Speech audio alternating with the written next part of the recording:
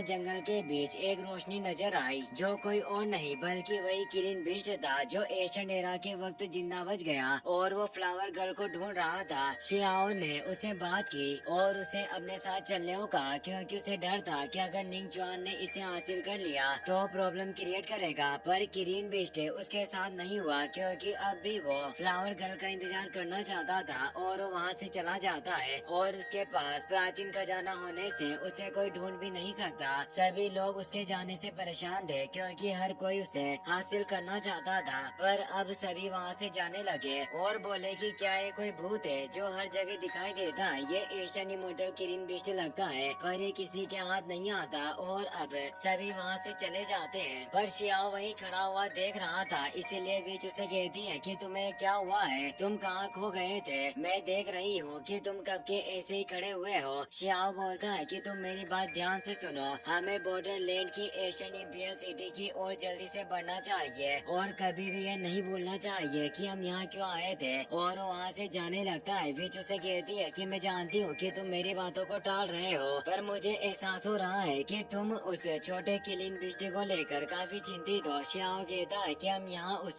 किलिन के बच्चे को प्राप्त नहीं कर पाए, इसीलिए हमें यहाँ से निकलना चाहिए। मैंने उससे बात करने की कोशिश की, पर उसने मेरे साथ आने से मना कर दिया, इसीलिए इस जगह पर अब और कुछ नहीं। विच भी बोलती है कि तुम ठीक कह रहे हो, हमें अब नो मैंस लैंड बॉर्डरलैंड की तरफ जल्दी से बढ़ना चाहिए और उस सिटी को ढूंढना चाहिए जहाँ हमें पहुँचना है। शियाओ उसे घूर कर देख रहा होता है, इसीलिए वो बोलती है कि आखिर तुम्हारे साथ क्या गलत है? क्या तुम चाहते हो कि मैं इसी जगह पर रुकी रहूं और तुम्हारे साथ आगे ना बढ़ूं? शियाओ कहता है कि ऐसा नहीं है, मुझे तुम्हारा ऐसा व्यवहार काफी अजीब लग रहा है। मैंने कभी नहीं सोचा था कि तुम इतनी जल्दी जाने का निर्णय कर लोगी। अब हमें युआनरेन डिस्ट्रिक्ट के सोल सेक्रीफाइस रिज का सीन दिखाया जाता है, जहाँ शियाओ विच के साथ पहुँच जाता है। वो एक खंडर जगह होती है। अब वहाँ पर घोड़े पर सवार कई सारे लोग आने लगते हैं। शियाओ बोलता है कि मुझे ऐसा लग रहा है कि कई लोग हमारा कब से पीछा कर रहे हैं। विच बोलती है कि गोड रियल्म के लोगों से भरी हुई एक टीम है, हालांकि ये काफी ज्यादा नहीं है, पर ये काफी माहिर खिलाड़ी लगते हैं और ये काफी मैग्निफिसेंट है। शियाओ सोचता है कि ये इविल पावर के लोग फिर से प्रकट हो गए, लगता है कि मुझे इनका फिर से खात्मा करना होगा। विच कहती है कि ऐसा लग रहा है कि इस फॉरबिडन जोन में एक गंभीर समस्या है, जो ये इतने सारे पावरफुल लोग भी इविल एनर्जी के द्वारा करप्ट हो गए और ये खुले तरीके से हमारे सामने आने की हिम्मत कर रहे हैं। शायद ये हमें दिखाना चाहते हैं कि ये कितने ज्यादा पावरफुल है। उस टीम का लीडर बोलता है कि लड़के, तुमने हमारे 19th टीम के सभी लोगों को मार डाला। ये सुनकर भी हैरान रह गई कि शियाओ ने इस तरह के एक्सपर्ट से भरी हुई एक टीम का खात्मा कर दिया। शियाओ उस इविल टीम के लीडर से बोलता है कि क्या तुम्हारा भी एक दूसरे के साथ संबंध होता है जो तुम उनकी परवाह कर रहे हो? मैंने उस टीम को मार डाला, क्या तुम इस बात को महसूस नहीं कर सकते? टीम हेड बोलता है कि लड़के, तुम हमारे खिलाफ हो रहे हो, इसीलिए अब तुम हमारे इस फॉरबिडन एरिया से आगे नहीं बढ़ पाओगे। और वो गुस्से में अपने ओरा को फैलाता है। शियाओ रिप्लाई में उसे कहता है कि मैंने हजारों मील की यात्रा की है, देखता हूँ कि मुझे आगे बढ़ने से रोकने की किसमें हिम्मत है। और वो अपने पैर को जोर से जमीन पर मारता है, जिससे इतनी ज्यादा थंडर एनर्जी निकलती है कि उस टीम के सभी लोगों को काफी ज्यादा प्रॉब्लम हो रही थी। टीम लीडर कहता है कि मैं पहले से ही जानता था कि तुम काफी स्ट्रॉन्ग हो, लेकिन तुम भी इतने महान व्यक्ति नहीं हो जिसका खात्मा न किया जा सके, और अब तुम्हें और ज्यादा आगे बढ़ने नहीं दिया जा सकता। तुम्हारा अंत हमारे इस फॉरबिडन लैंड पर ही होगा। शियाओ उन्हें उकसाता हुआ कहता है कि अगर ऐसी बात है तो आओ और मुझे मारने का प्रयास करो। टीममेट कहता है कि तुमने हमारी 19th टीम को मार डाला, निश्चित रूप से हम सभी तुम्हारा मैच नहीं हो सकते, लेकिन फिर भी तुम आज जिंदा नहीं रह पाओगे। और वो कुछ मंत्रों का जाप करने लगते हैं। उसके अंदर मौजूद इविल एनर्जी बाहर आने लगती है। उसके सभी साथी भी बुराई से भरे हुए मंत्रों का जाप करने लगे और अपने ब्लड को सेक्रीफाइस करते हैं। उन सभी के ब्लड की वजह से उस जगह पर काले बादल छाने लगते हैं। वो सभी इविल टुकड़ी के लोग अपने सर झुका लेते हैं और कहते हैं कि हमारे महान राजा का आगमन हो रहा है। वो एनर्जी उस वेदी के अंदर चली जाती है और वो इविल एल्टर अब एक्टिवेट होने लगता है, जो सोल सेक्रीफाइस रिच की रक्त वेदी होती है। शियाओ को कुछ समझ नहीं आ रहा होता। विच बोलती है कि हमें केयरफुल रहना होगा, ये लोग इस एल्टर को टाइम एंड स्पेस से कनेक्ट कर रहे हैं, जिससे ये सीमा से पार उस रियल इविल प्राणी को यहाँ बुला रहे होंगे।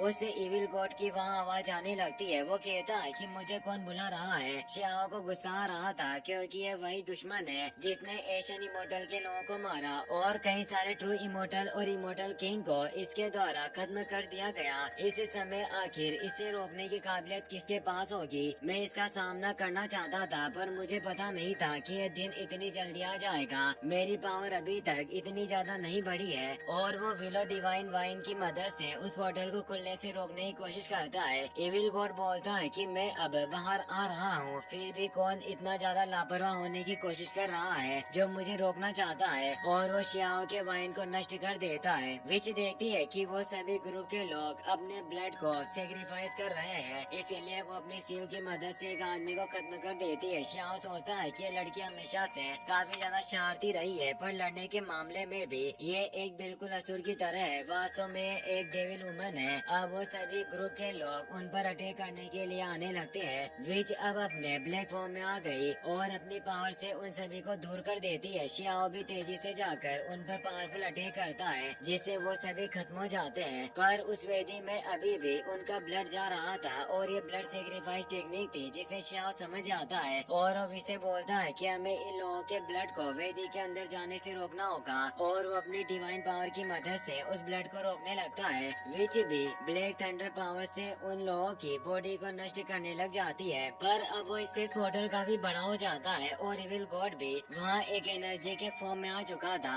वो कहता है कि तुम दोनों इतने खराब भी नहीं, तुमने इतनी जल्दी से इस मामले को निपटा दिया और मेरे साथियों को खत्म कर दिया। वास्तव में मेरा यहाँ आना सार्थक होगा। लड़के, तुम्हें देखकर लग रहा है कि तुम्हारी पावर उस प्राचीन युग के यंग सुप्रीम बीइंग की तुलना में कमजोर नहीं होगी। अब एक इविल एनर्जी उन्हें घेरने लगती है। वो इविल गॉड बताता है कि मैं लो मुंह में करोड़ों साल से इस भूमि पर राज करता आ रहा हूँ और आज तक मेरा शासन कोई भी खत्म नहीं कर पाया। मेरे जैसा सुप्रीम बीइंग यहाँ और कोई नहीं। और अब लुओ मु की बॉडी उनके सामने आ जाती है, पर वो गॉड रियल में ही होता है क्योंकि उसकी रियल बॉडी नहीं थी, बस उसका एक अवतार मात्र था जो एक शक्तिशाली एलियन जीव है जो अपने करप्ट किए गए एलियन को अंतिम पीड़ा देता है और उन्हें ठीक करने लग जाता है। शियाओ अब अपनी पावर को एक्टिवेट कर लेता है। वो सेक्रीफाइस रियल में होता है। लुओ मु शियाओ पर अपने सभी ग्रुप के इविल साथियों को अटैक करने भेजता है, पर शियाओ भी अब अपनी एनर्जी से उन पर एक पावरफुल अटैक करता है जिससे एक तेज विस्फोट होता है। ये देखकर लुओ मु खुश हुआ कहता है कि लड़के, तुम्हारी पावर इंटरेस्टिंग है, पर वो सभी इविल हॉर्समैन्स उस इविल गॉड की कठपुतलियां बन चुके थे जो मर नहीं रहे थे। शियाओ भी से बोलता है कि तुम्हें इन पपेट्स को रोकना होगा और मैं इस इविल एलियन मोस्टर को संभालता हूँ। विच उसकी बात मान लेती है और वो उन पपेट से फाइट करने लग जाती है। शियाओ तेजी से आगे बढ़ता है और उस लुओ मु के साथ फाइट करने लग जाता है और एक पावरफुल किक से उसे काफी दूर कर देता है। शियाओ कहता है कि क्या तुम्हारे पास सिर्फ इतनी सी क्षमता है, फिर भी तुम अपनी पावर पर इतने घमंडी हो रहे थे। लुओ मु गुस्से में अपनी इविल पावर को रिलीज करता है और 2 इमोर्टल सीड्स को बाहर निकालता है। शियाओ कहता है कि ये सिर्फ एशियन इमोर्टल एरा का कल्टिवेशन मेथड है और इससे ज्यादा इन बिट में कुछ खास नहीं है। लुओ मु हंसते हुए कहता है कि ये सिस्टम भले ही एशियन एरा के समान हो, पर ये दोनों immortal seed Asian immortal era के लोगों के ही है जिन्हें यंग सुप्रीम बीइंग कहा जाता है, जो फ्लावर गर्ल और एशियन फिनिक्स के ही इमोर्टल सीड थे। इसीलिए वो कह रहा था कि ये सीड उन इमोर्टल्स के जैसे ही बेकार है। शियाओ को उस पर काफी गुस्सा आता है और अब वो गॉड पावर को एक्टिवेट करके